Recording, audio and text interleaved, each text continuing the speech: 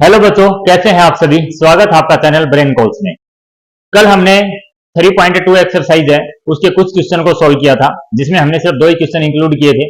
अभी उसके नेक्स्ट जो क्वेश्चन है, जो थर्ड क्वेश्चन है, उसके जो पार्ट हैं, कल हमने एक पार्ट को कर लिया था, आज सेकंड थर्ड को हम यहां पर कवर करेंगे। तो देखिएगा, जो इसमें हम सोल्व करने लग रहे हैं वो linear equation in two variable है। क्या है? Linear equation two variable.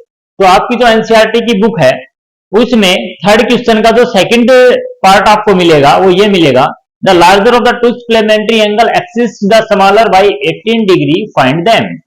कि कोई दो सप्लीमेंट्री एंगल है और एक्सिस द एक जो एंगल है वो दूसरे से कितना बड़ा है, 18 डिग्री ज्यादा है।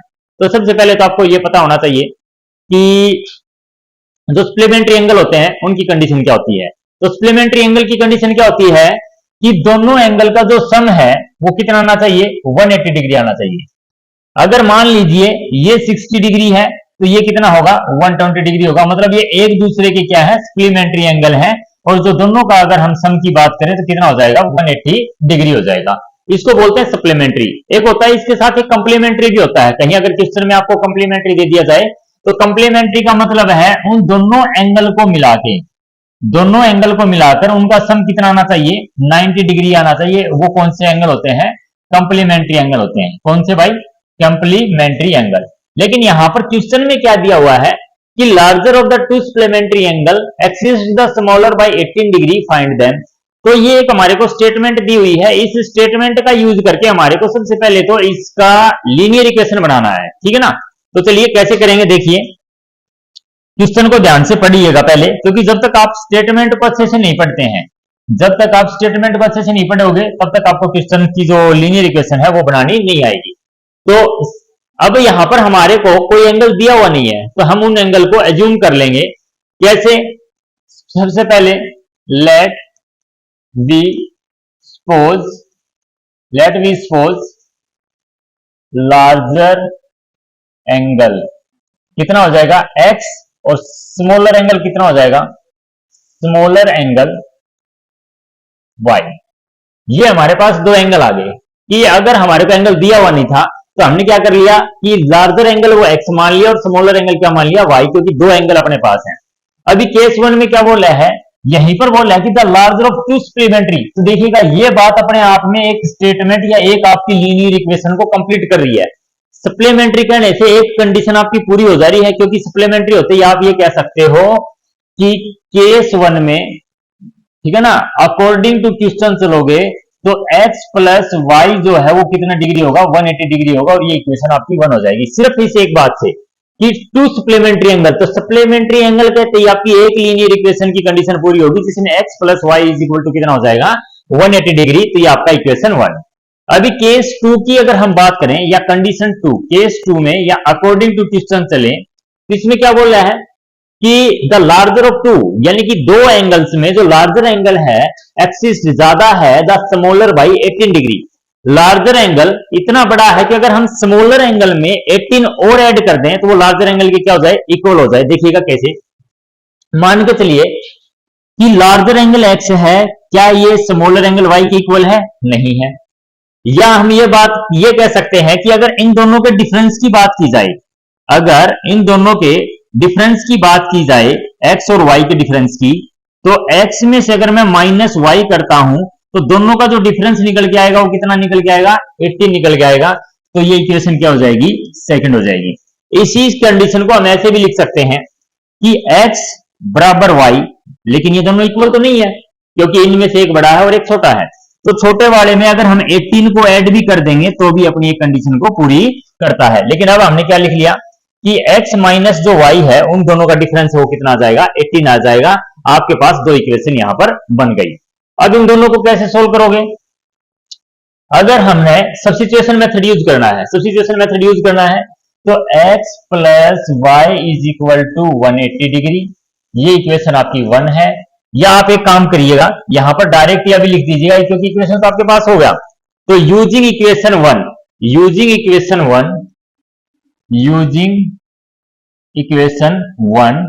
x is equal to 180 minus y, ये आ जाएगा।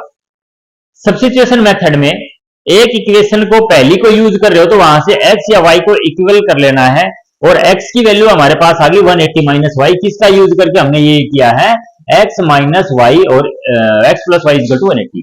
अब क्या करेंगे, substitute the value of x in equation second.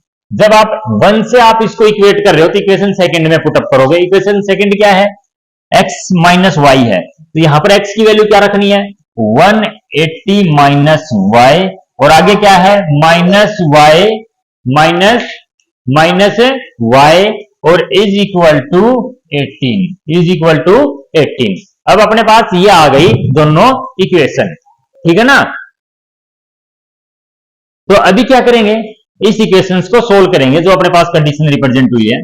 180 minus 2y is equal to 18 minus 2y is equal to 18, और ये माइनस का हो जाएगा 180, क्योंकि साइड प्लस का है तो साइड जाकर माइनस का। Minus 2y is equal to 180 में से 18 को आप माइनस करिएगा, कितना बचेगा, माइनस 162 बचेगा, माइनस 162 बचेगा। माइनस से माइनस कैंसल, y की वैल्यू क्या हो जाएगी, 162 डिवाइड में 2, कैंसल आउट किया तो 81 इसका क्या आ जाएगा, y का वैल्यू आ जाएगा।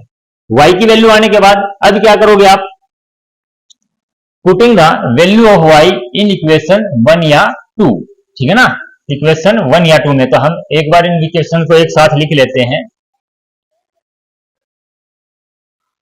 इक्वेशन जो 1 है, ठीक है ना, इक्वेशन 1 अपनी क्या है, x plus y is equal to 180, ये 1 इक्वेशन थी, और x minus y is equal to 18, ये इक्वेशन 2 थी। अब हमारे को क्या करना है, इन इक्वेशन में हमने जो वैल्यू निकाली है y की, वो पुटअप करनी है। y की वैल्यू क्या ही है, 81, तो put y is equal to 81 in equation 1 या 2, कौन सी में भी रखो, एक अगर वेरिएबल की वैल्यू आ जाती है, चाहे वो x है चाहे वो y है, अगर x और y की अगर वैल्यू है तो आप किसी एक में पुटअप कर सकते हो। तो चलिएगा 1 में पुटअप करते हैं, x प्लस 81, y की वैल्यू 81 है, और इज इक्वल टू 180। यहां पर आप लोगों के पास x की वैल्यू 181 पता चल गई। अब x की वैल्यू क्या जाएगी, 180 माइनस 81, इस साइड माइनस, तो x की वैल्यू आपके पास क्या होगी, 10 माइनस 1 ये 9, यहां पर बचा 7, 17 में से अगर 8 जाएगा तो ये बचेगा 9, तो 99। तो यानी कि अपने पास क्या आ जाएगा, एक जो एंगल है वो कितना आ जाएगा, 99 आ जाएगा, और एक एंगल क्या आ जाएगा, 81 आ जाएगा। तो ये अपने आगे सप्लीमेंट्री एंगल, दोनों को ऐड करके देखो क्या 180 आ रहा है, 9 और 1 10, 9 8 17 और 180, यानी कि दोनों एंगल का सम भी 180, और इनका डिफरेंस कितना है, 9 1 8, और ये 18 ज्यादा है, तो अपनी कंडीशन को भी पूरा कर रहा है। तो एक एंगल अपना y और एक एंगल क्या आ गया, x। तो इस प्रकार आपने इस क्वेश्चन को सोल्व करना है। स्क्रीनशॉट लीजिएगा या इसको कॉपी में नोट कीजिएगा, उसके बाद अगला क्वेश्चन करते हैं।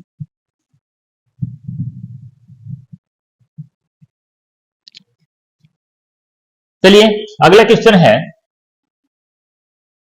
The coach of a cricket team buy 7 bat and 6 ball of 4 at 3800, later she buy द 3 bats and 5 balls 4 at 1750, find the cost of the each bat and the each ball। अब इसमें आपको क्या क्या given है, 7 bats और 6 ball है, और दोनों का कॉस्ट कितना है, 3800 है। तो हम सबसे पहले एक लीनियर इक्वेशन बनाएंगे, लेकिन लीनियर इक्वेशन से पहले हमारे को ये भी तो पता होना चाहिए ना कि क्रिकेट जो बैट्स है उसकी जो कॉस्ट है सिंगल की कितनी है, और 6, यानी कि जब तक आपको एक यूनिट नहीं पता चलेगी कि एक बैट या एक बॉल का रेट कितना है, तो आप उससे ज्यादा का उसमें फाइंड आउट नहीं कर पाओगे। तो सबसे पहले suppose that, let we suppose या assume, let we suppose cost of 1 bat कितना, x, और यहां पर लिख लिया कॉस्ट ऑफ 1 बॉल, एक बॉल का जो कॉस्ट हो कितना हो जाएगा, y। अब केस 1 जो है उसमें हम चलेंगे अकॉर्डिंग टू क्वेश्चन, क्या बोल रहा है कि the cricket team buy 7 bat and 6 ball. तो देखो अगर एक बैट की कॉस्ट अगर x रुपीज है तो 7 की 7x हो जाएगी। मान लो एक बैट 10 रुपए का आता है तो 7 तो 70 रुपीज के हो गए। तो हम लिखेंगे यहां पर 7x प्लस 6 बॉल, क्योंकि एक बैट की वैल्यू x है तो 7 की 7x होगी, प्लस उसमें ऐड करना है एक बॉल की y है भाई। एक बॉल की जो कंडीशन है, एक बॉल की जो कॉस्ट है वो कितनी है y, तो 6 की कितनी हो जाएगी 6y, और इज इक्वल टू इन दोनों की अगर कॉस्ट को अब इंक्लूड करेंगे तो कितना आएगा 3800, ये अपनी होगी इक्वेशन 1। अब चलेंगे केस 2 की तरफ।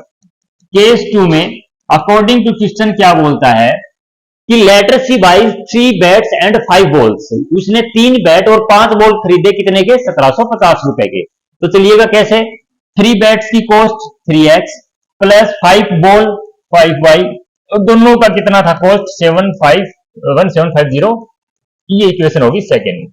अगर आपने स्टेटमेंट को ध्यान से पढ़ा है तो आप ये लीनियर इक्वेशन फॉर्म इजीली कर सकते हैं। अब क्या करोगे, यूजिंग इक्वेशन 1 को यूज करके हम यहां से x की वैल्यू निकालेंगे, तो ये हो जाएगा 7x इज इक्वल टू 3800, और ये 6 उस साइड चला जाएगा तो -6y, और x की वैल्यू आ जाएगी 3800 -6y डिवाइड में 7। अब हम इसका यूज करेंगे, ठीक है ना। अब क्या करोगे, इसका यूज करके सब्स्टिट्यूट करोगे, ये वैल्यू आपने 1 से इक्वेट किया है, इक्वेशन 1 से आपने x की वैल्यू को इक्वेट कर लिया। अब क्या करना है, अब इसको सब्स्टिट्यूट कीजिएगा इक्वेशन सेकंड में। कैसे करोगे देखिएगा, सब्स्टिट्यूट द वैल्यू ऑफ किसका, x का, और किस में, इन इक्वेशन 2। इक्वेशन 2 में करना पड़ेगा, अगर 1 से इक्वेट किया तो इक्वेशन 2 में करोगे तो कितना है इक्वेशन 2, 3x है पहले ही, तो 3 और x की वैल्यू पुटअप करनी पड़ेगी 3800 माइनस 6y और डिवाइड में 7, और यहां पर हो जाएगा -6y और इज इक्वल टू कितना है, सॉरी 5y है, ये कितना है 5y, यहां पर है 3x और x की जगह हमने ये वैल्यू रख दी प्लस 5y, तो यहां पर हो जाएगा प्लस 5y और इज इक्वल टू 1750। अब चलिएगा सोल्व कीजिएगा, तो सबसे पहले 3 को मल्टीप्लाई इनके साथ, तो 30 300 3 8 जा 24, 2 कैरी हो जाएगी, और 3 3 जा 9 और 2 11,400 यहां पर क्या आ गया आपका मल्टीप्लाई आ गया। उसके बाद 3 की मल्टीप्लाई 6 के साथ, 3 6 जा 18y और डिवाइड में आ जाएगा 7। अब प्लस में 5y is equal to 1750। LCM लीजिए, इसके नीचे कुछ नहीं है 1 है, तो एलसीएम जो आ जाएगा वो कितना आ जाएगा 7 आ जाएगा, 7 से 7 कैंसिल, 11,1400, और ये आ जाएगा 18y, क्योंकि ये इससे डिवाइड करेंगे तो 1 आएगा, 1 की इन दोनों के साथ मल्टीप्लाई ये आ जाएगी। आगे क्या है, आगे है इसको 7 से डिवाइड करोगे तो ये हो जाएगा प्लस 35y, क्योंकि 7 से 1 को डिवाइड करोगे तो 7 ही आएगा, और 7 की 5 की 35, और इन दोनों की अगर मल्टीप्लाई करोगे तो 700 7 5 जा 35, 3 कैरी, 7 7 जा 49, 49 और 3 52, यहां पर बचेगा कैरी 5, और 7 1 जा 7 और 5 12, ये आपके पास आ गया रिजल्ट। अब अगर आपने सारों का एलसीएम एक साथ ले लिया तो एलसीएम दोबारा लिखने की जरूरत है नहीं है। चलिए अब सोल्व कीजिए इसको, यहां पर इन दोनों को अगर हमने एक दूसरे में से डिवाइड करवाया, सब्ट्रैक्ट किया, तो ये कितना आ जाएगा 17y, कितना आ जाएगा 17y, और इज इक्वल टू ये हो जाएगा 12250, और इस साइड का -11400, ये हो जाएगा 17y इज इक्वल टू ये कितना बचा 0 5, ये 2 है, ये 4 है, तो 12 में से 4 जाएगा 8, यहां पर बचा 1, और यहां पर है 0 और बाकी अगला 0, ठीक है ना। यानी कि अगर 12250 में से 11400 अगर हम माइनस करते हैं तो 0 5 और यहां पर 8, 1 में से 1 0, 1 में 850 बचेगा। तो अब हमने क्या करना है, ये जो वैल्यू आई है इसमें से अभी हमने y की वैल्यू फाइंड आउट करनी है, ठीक है ना। तो दोनों इक्वेशन आपके पास हैं, दोनों इक्वेशन को एक साथ लिख देते हैं। यहां पर इक्वेशन 1 थी अपनी 7x plus 6y is equal to 3800, equation 1, और ये था 3x plus 5y is equal to 1750 equation 2। बाकी हमें इसको एक बार रफ कर देते हैं। अगर आपने स्क्रीनशॉट लेना है या नोट करना है तो यहां से आप एक बार ले सकते हैं। चलिए, तो अपने पास दोनों इक्वेशन होगी और y की वैल्यू भी हमने क्या कर ली, फाइंड आउट कर ली। कितना आ जाएगा y का वैल्यू, यहां से हो जाएगा 17y इज इक्वल टू 850 और y का वैल्यू आ जाएगा 850 डिवाइड में 17, कैंसिल आउट किया तो y की वैल्यू 50। y की वैल्यू 50 आने के बाद क्या करोगे, putting the value of y in equation 1। तो इक्वेशन 1 में पुटअप करो या इक्वेशन 2 में पुटअप करो। तो चलो अब की बार 2 में पुटअप कर देते हैं। तो यहां पर 3x प्लस 5y की वैल्यू कितनी आई, 50 और इज इक्वल टू 1750। उसके बाद 3x ये हो जाएगा प्लस 250 मल्टीप्लाई करने के बाद 1550 और 3x is equal to 1750 minus 250। तो यहां से 3x इज इक्वल टू आ जाएगा 1500 और x की वैल्यू आ जाएगी 15 डिवाइड बाय 3, 3 5 जा 15 और इज इक्वल टू 00 यानी कि 500 और 50। तो आपके पास x की वैल्यू 500 और y की वैल्यू कितनी आ गई, 50। और यही आपका क्या हो जाएगा, एक जो हमने क्या x किसको माना था, कॉस्ट ऑफ 1 बैट माना था। तो इसने पूछा था ईच बैट और ईच बॉल, तो ईच बैट 500 और बॉल कितना हो जाएगा, 50 रुपीज का हो जाएगा। तो ये आपका सोल्यूशन इस प्रकार होगा। तो चलिए इसको कंप्लीटली को इसको स्क्रीनशॉट लीजिएगा, कॉपी में नोट कीजिएगा। तो ये हुए आज के 2 क्वेश्चन अपने, जिसमें आपका जो चैप्टर 3 है उसकी एक्सरसाइज 3.2 है, उसमें हमने इसके कुछ पार्ट किए हैं। उसके बाद आपको अभी इसमें हमारे पास 2 या 3 क्वेश्चन और रहते हैं जो बाद में हमें सोल्व करेंगे। तो ऐसी ही एक्सरसाइज आपकी जो एनसीईआरटी है उसके सॉल्यूशन के लिए, जैसे यहां पर आपका नाम, यहां पर जो चैनल का नाम दिया हुआ है ब्रेन कॉल्स, ये अपने फ्रेंड सर्कल में भी शेयर कीजिएगा और अपने नियर बाई जो भी बच्चे जिनको जरूरत है उनको भी इस चैनल के बारे में सुझाव दीजिएगा। तब तक के लिए दोबारा एक क्लास के साथ मिलते हैं, तब तक के लिए जय हिंद।